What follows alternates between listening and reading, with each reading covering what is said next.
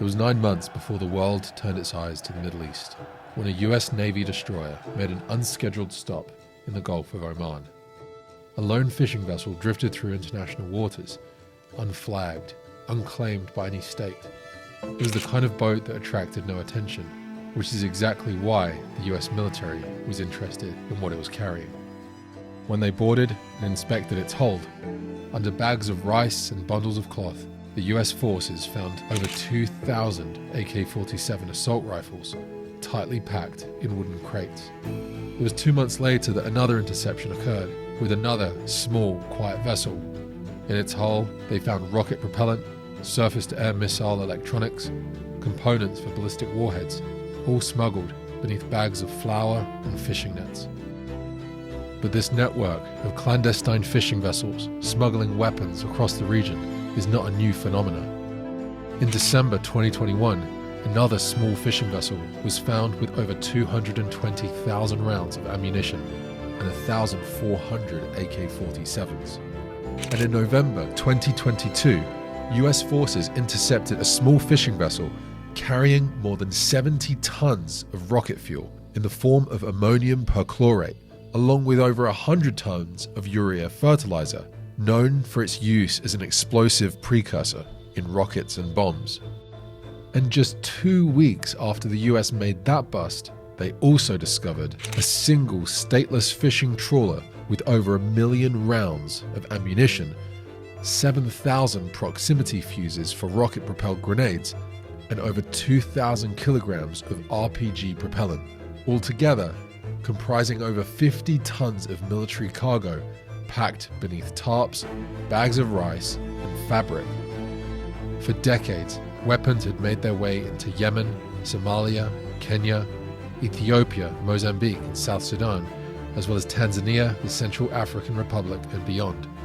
In East Africa, these weapons empower al-Shabaab terrorists, as well as ISIS affiliates and armed militias, destabilizing the region and extending Tehran's reach far beyond its shores. It's suspected that these weapons have been responsible for massacring Christians across Africa and emboldening tyrannical regimes in the region. But the Iranian government's influence at sea doesn't end there. Iran also operates a secretive ghost fleet of tankers and cargo vessels, which use legal loopholes in order to evade sanctions. Some of these vessels function as spy ships, while others serve as reconnaissance platforms, command posts, and supply hubs for Houthi operations at sea. Meanwhile, specialized IRGC Quds units like Unit 700 and Unit 190 manage maritime smuggling logistics for Hezbollah, Houthi rebels, and other proxies. These are not isolated incidents, they are fragments of a coordinated maritime campaign, one that spans continents and hides in plain sight. But this is where it gets interesting. With the Red Sea under threat, vessels are now forced to reroute, taking the long, arduous journey to circumnavigate the entire continent of Africa, adding at least 10 to 14 days to the journey.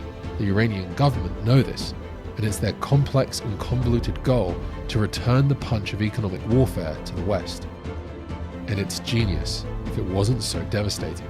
Every extra day means more fuel, more crew costs, and more risks. Shipping containers now cost up to $1,000 more to deliver. Meanwhile, war risk insurance has spiked by over 2,000%. And now, cargo ships have to pay $2 million more just to be insured. But those numbers don't just stay at sea. They wash ashore in the form of rising prices for consumers across the West. It's a deliberate war on the cost of living, and it's working. In fact, oil now carries a $10 per barrel Iran risk premium, driven by instability in the Gulf, which is costing US drivers alone $13.6 billion annually. Far from being ripples, these are economic tsunamis which are being felt by consumers across the world, and most don't even realize why it's happening. Effectively, the Iranian regime has put the hand of the American government in a position of having to spend $25 billion a year just to maintain a military presence in the Gulf region. And debt has also become a key weapon of Iran.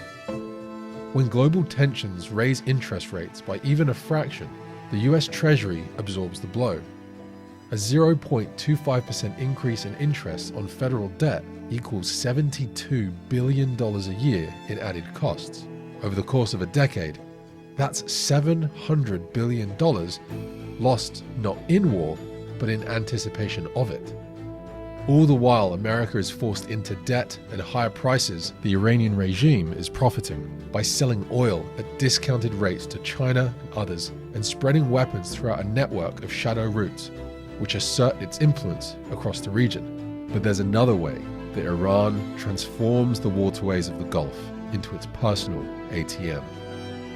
In May 2023, the US and allied naval forces intercepted not one, but two Iranian fishing vessels in the Gulf of Oman. One boat carried nearly 2 tons of heroin, worth $80 million. The other was loaded with meth, heroin, and hashish, totaling $30 million. These weren't rogue smugglers. They hailed from Chabahar, a port notorious as a launchpad for IRGC-linked operations, funneling narcotics alongside arms down those same maritime routes. The profits from these shipments didn't just make their way to the regime. They landed in the pockets of Hezbollah, Hamas, and Houthi groups, along with IRGC proxies across Syria and Iraq. In other words, drug users across Europe and America are helping to fund terror groups in the Middle East. But those two boats weren't unprecedented. In 2022, a seizure by the USS Mumsen revealed 640 kilograms of meth, worth $39 million, on a small Iranian crewed fishing boat in the Gulf of Oman. However, Iran's racket extends far inland into Africa. In 2024, the regime imported roughly 30 tons of gold from African countries, mined quietly in regions like Sudan, Niger, Mali, and Zimbabwe, while exporting arms along the same routes. Reports from the Horn of Africa confirm that the IRGC networks are supplying small arms and ammunition to Sudanese militias, Nigerian juntas, and Ugandan rebels, all the while being paid back with gold, bauxite, phosphate, and other minerals. In other words, weapons leave Iran by fishing boats, and those boats return stacked with gold and other minerals.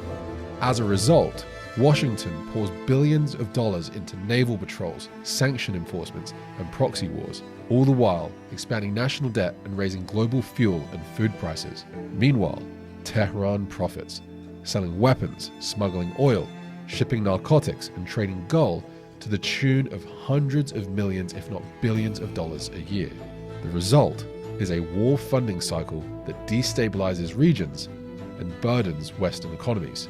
So the next time you hear about high seas patrols, rising interest rates, cost of living going up, or military spending, just know that there is a deeper story playing out across the ocean. Fishing boats in the Gulf aren't just catching fish, they are the arteries of a shadow war, one where drugs, guns, gold, and oil flow in circuits engineered to enrich a regime, while the West foots the bill. To break this cycle, tracing the money is as important as tracing the missiles, because real security in the region isn't just about stopping weapons, it's about dismantling the economy that pays for them. If you enjoyed this video, please subscribe to the channel and stay tuned for the next episode in the series, where I'll be diving into deep, fascinating topics from around the world which are created to enrich you and give you perspective on the big picture.